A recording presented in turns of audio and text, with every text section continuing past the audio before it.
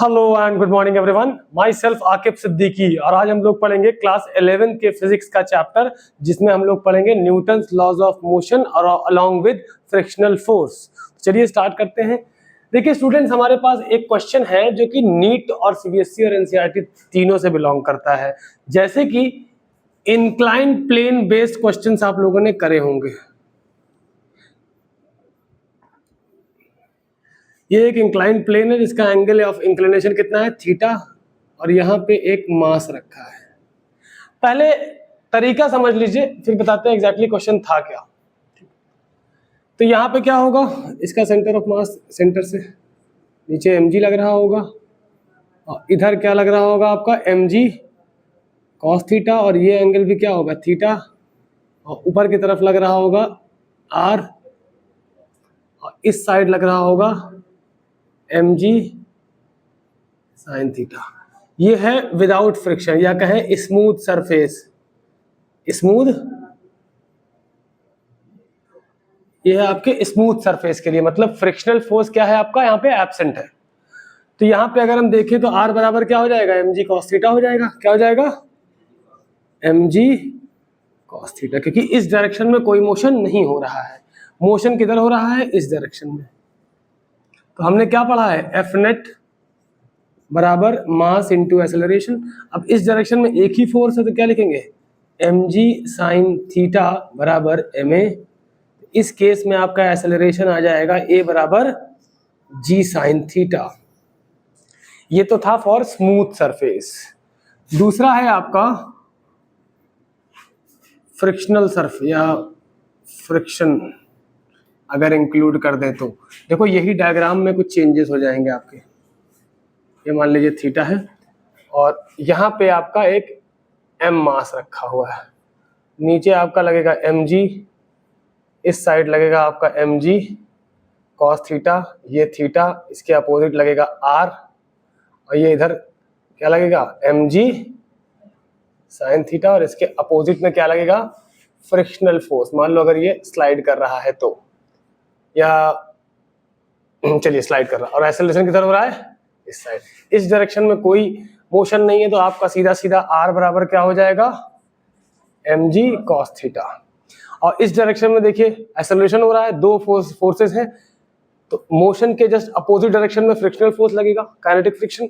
मतलब क्या होगा, एफ नेट बराबर क्या होता है आपका ma। नेट फोर्स क्या होगा, larger minus smaller. Larger force कौन सा होता है, इधर बॉडी मूव करती है, दैट मींस कि क्या होगा, mg sin theta minus F के बराबर क्या हो जाएगा आपका ma। mg sin theta, F K का फॉर्मूला क्या होता है, म्यू के times r is equal to ma। फिर क्या होगा, mg sin theta minus mu K, r आप लिख सकते हो mg cos थीटा बराबर ma। आप यहां से mg जब कॉमन ले लोगे तो आपको क्या मिलेगा, sin theta minus mu K cos theta बराबर आपका क्या आ गया, ma। तो a बराबर आपका आ जाएगा g times sin theta minus mu K cos theta. ये आपकी सेकंड इक्वेशन, और इसको हमने बना दिया फर्स्ट इक्वेशन। ये विदाउट फ्रिक्शन था और ये विद फ्रिक्शन है। तो नीट ने क्या, नीट के एग्जामिनेशन में क्या हुआ कि एक इंक्लाइंड प्लेन है जो कि थीटा एंगल वाला है, जिसमें एक m मास का ब्लॉक रखा हुआ है, और एक बार वो फ्रिक्शनलेस सरफेस पर रखा है, एक बार फ्रिक्शन वाले सरफेस पर रखा है। एंगल दोनों का सेम है, इसका कोएफिशिएंट ऑफ काइनेटिक फ्रिक्शन दे रखा था। तो इन्होंने पूछा था the ratio of acceleration in plane, inclined plane having some kind of friction and without friction. तो AF अपॉन A0 पूछा गया था। तो आप क्या करोगे, AF कितना है, G sin theta minus mu K cos theta upon A0 कितना है आपका, G sin थीटा। ये देख सकते हो। तो आपका जो फाइनल रिजल्ट आएगा AF अपॉन A0 क्या है, इसको स्प्लिट कर लो, sin theta upon sin theta minus mu के times cos theta upon sin theta.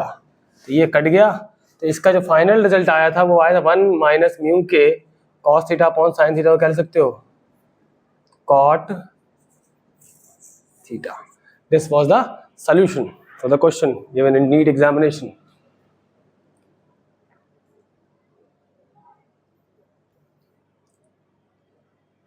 चलिए, जो नेक्स्ट क्वेश्चन हमारी लिस्ट में है वो कह सकते हो कि बोर्ड लेवल का और नीट लेवल का है, जो कि है एक आपका ये इंक्लाइंड प्लेन है। क्या है? इंक्लाइंड प्लेन है, ये थीटा है, और ये एक मास है m1 जो कि गया है एक रस्सी से बंधा हुआ है, स्ट्रिंग से, मासलेस स्ट्रिंग से, और ये आपका है m2।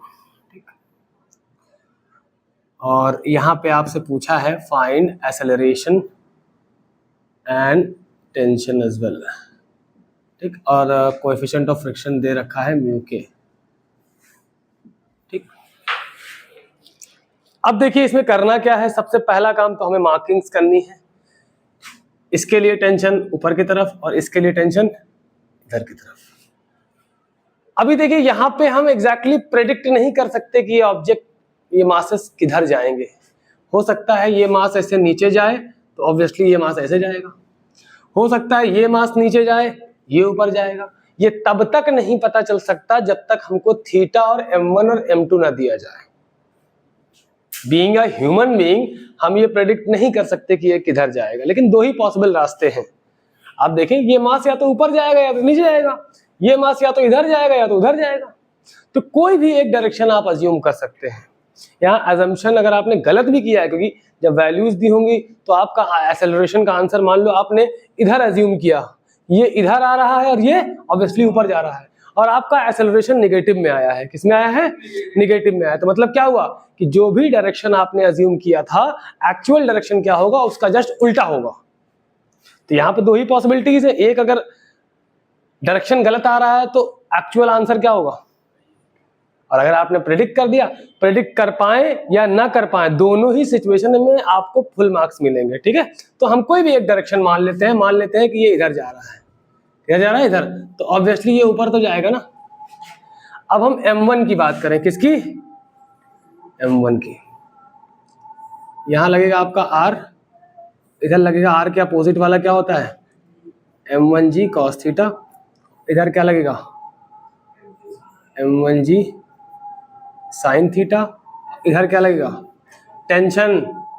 और जब ये इधर मूव करेगा तो फ्रिक्शनल फोर्स भी इधर ही लगेगा।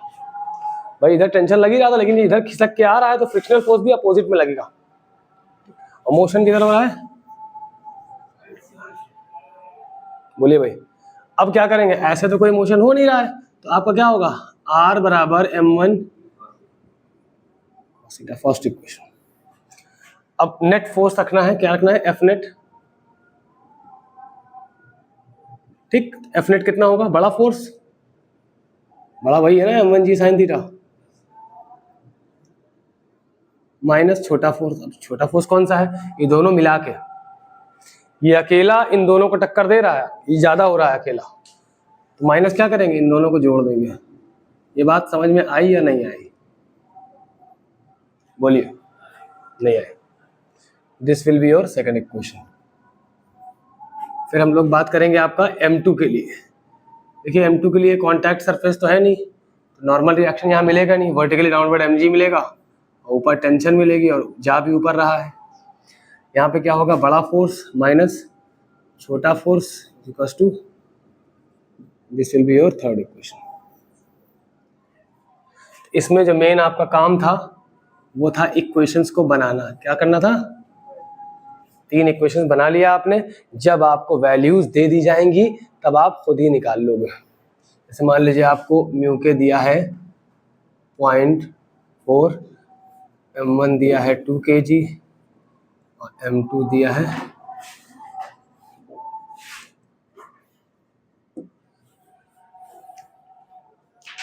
इसे आप लोग जल्दी से नोट कर लें। देखिए अब तीसरा क्वेश्चन बहुत ज्यादा इजी है ये। यहाँ पे भी आपको क्या फाइंड करना है? एक्सेलरेशन और टेंशन। ये m1 है, ये m2 है, ठीक। ये ऑब्वियसली नीचे जाएगा, ये इधर जाएगा। आपको फाइंड करना है टेंशन और एक्सेलरेशन। और कोएफिशिएंट ऑफ फ्रिक्शन दे रखा है आपको, मान लो म्यू के। फिर बॉडी डायग्राम बनाए। M1 के लिए क्या होगा, देखो नीचे क्या लग रहा होगा M1 जी, ऊपर क्या लग रहा होगा टेंशन, मोशन किधर हो रहा है नीचे की तरफ, तो क्या आएगा M1G minus T is equals to M1A. This will be your first equation. Now coming to M2. M2 तो भैया नीचे क्या लगा रहा होगा M2G, यहाँ सरफेस के कांटेक्ट में है ना, ऊपर क्या लग रहा होगा R, राइट में क्या लग रहा होगा टेंशन, अपोजिट में क्या लग रहा होगा फ्रिक्शनल फोर्स। तो वर्टिकल तो मोशन हो नहीं रहा है M2 का, तो R बराबर क्या हो जाएगा, अब आइसोलेशन की तरफ इधर तो बड़ा फोर्स यही हुआ माइनस छोटा फोर्स, तो T minus F K is equal to M2A। T minus F K की वैल्यू कितनी आएगी बेटा, म्यू के R, क्या आएगी R is equal to M2A T minus mu K, R कितना है, थर्ड इक्वेशन हो गई आपकी। देख लीजिए आप, तीन इक्वेशंस आपके पास हैं, आप आसानी से निकाल सकते हो। आप चाहो तो फर्स्ट और सेकंड को लिख सकते हो यहाँ पे, फर्स्ट एंड सेकंड इक्वेशंस। आपका आएगा M1G minus T is equal to M1A, और दूसरा क्या है T minus mu K M2G is equal to M2A। First equation और सेकंड नहीं, थर्ड। फर्स्ट इक्वेशन और ये, इन दोनों को जब ऐड कर देंगे तो T और T कट जाएगा, M1G minus mu K M2G is equals to M1A plus M2A. तो you can take G as common, तो M1G times M1 minus mu के M2A यहाँ से कॉमन ले लोगे तो M1 plus M2, तो G times M1 minus mu के M2 अपॉन में क्या आएगा M1 plus M2 is equals to क्या आया एक्सेलरेशन। अब आपका एक्सेलरेशन यहाँ से आ गया है, आप इन दोनों में से किसी भी इक्वेशन में एक्सेलरेशन की वैल्यू रख के टेंशन भी निकाल सकते हो आसानी से। तो स्टूडेंट्स, उम्मीद करते हैं कि आप लोगों को ये लेक्चर समझ में आया होगा। मिलते हैं नेक्स्ट लेक्चर में। Thank you so much.